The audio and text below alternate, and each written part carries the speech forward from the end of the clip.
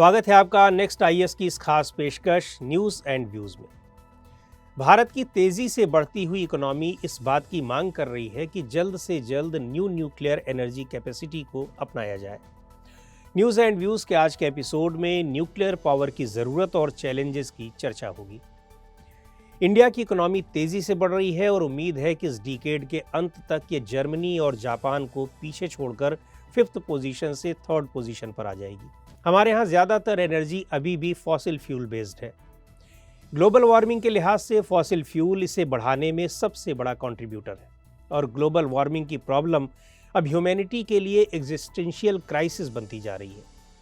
Net zero के लिए उठाए जाने वाले deep and immediate emission cuts जैसे कदम अब अनएवॉइडेबल हो चुके हैं।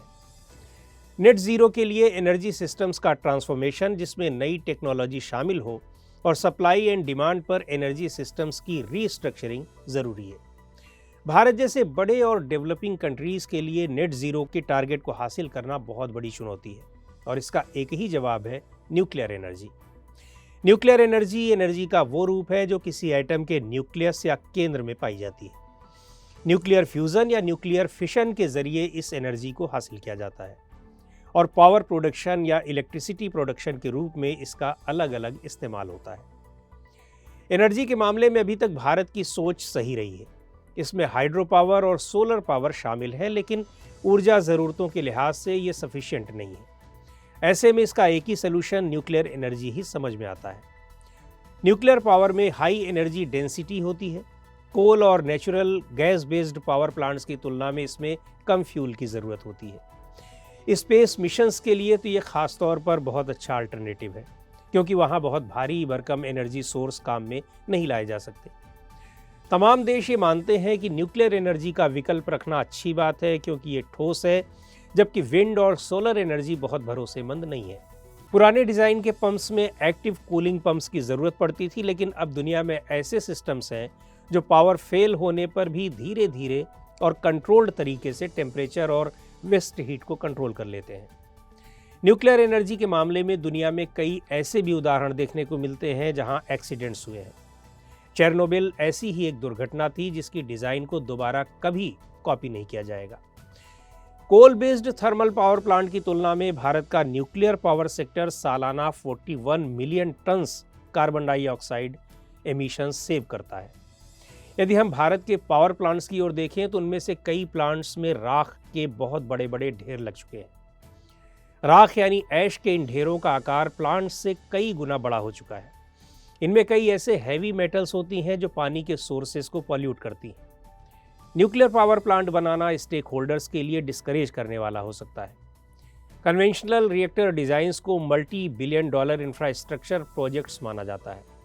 इसमें लगने वाली ह्यूज कैपिटल, लाइसेंसिंग और रेगुलेशन अप्रूवल्स पूरी प्रक्रिया को लेट कर देते हैं, जिसकी वजह से प्रोजेक्ट पूरा होने में काफ़ी समय लग जाता है। न्यूक्लियर एनर्जी के मामले में सबसे घातक प्रभाव यूरेनियम की माइनिंग से जुड़ा है और रिएक्टर्स के लिए ज़रूरी बैटरीज बहुत महंगी होती हैं और इनका एनवायरनमेंट पर भी बहुत गंभीर प्रभाव पड़ता है।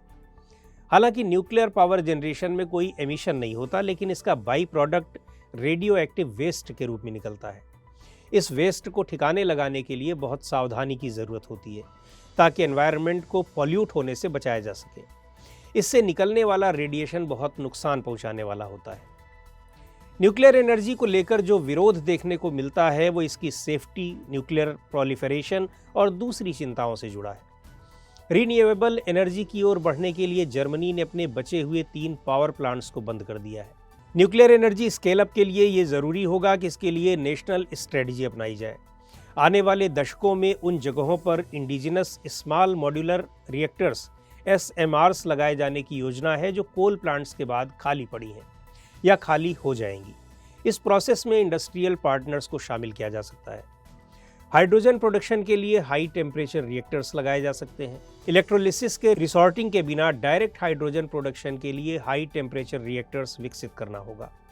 इसके ज़रिए सस्ता ग्रीन हाइड्रोजन प्रोडक्शन हो सकेगा और देश में एनर्जी के एक्सेसिव इलेक्ट्रिफिकेशन का जो प्रेशर है उसे कम किया जा सकेगा। Bhabha atomic research centre bark के पास इसके लिए ज़रूरी कैपेसिटी है। एग्जिस्टिंग न्यूक्लियर पावर प्रोग्राम्स को स्पीड अप करना भी ज़रूरी है। थोरियम में छिपी एनर्जी की संभावनाओं के दोहन के लिए second and third stage nuclear power program development में तेजी लाना होगा और ये योजना long term sustainable energy supply के लिए पहले से चले आ रहे प्लान्स के साथ समायोजित होनी चाहिए। क्लाइमेट चेंज की समस्या से निपटने के लिए ग्लोबल इनिशिएटिव्स लेने होंगे। इमर्जिंग इकोनॉमी वाली कंट्रीज में जहां पावर कंजम्पशन में मैक्सिमम नेट ग्रोथ की अपेक्षा होती है, वहां क्लाइमेट चेंज की समस्या को एड्रेस करने के लिए न्यूक्लियर एनर्जी कैपेसिटी का तेज विकास जरूरी है। इस दिशा में भारत को बिना कोई मौका गंवाए अंतर्राष्ट्रीय स्तर पर जो भी कोशिशें हो रही हैं, उनमें संभावनाएं तलाशनी चाहिए। बदले हुए समय और परिस्थितियों में न्यूक्लियर पावर से फायदा उठाना जरूरी हो गया है। बड़ी और तेजी से इमर्जिंग इकोनॉमी के रूप में भारत के लिए ये और भी जरूरी हो जाता है कि जितना जल्दी हो सके इसे लागू किया जाए। इसे नेशनल प्रोग्राम के रूप में लिए जाने की ज़रूरत है, जिसमें रीन्यूएबल एनर्जी और न्यूक्लियर एनर्जी के लिए लेवल प्लेइंग फील्ड उपलब्ध हो।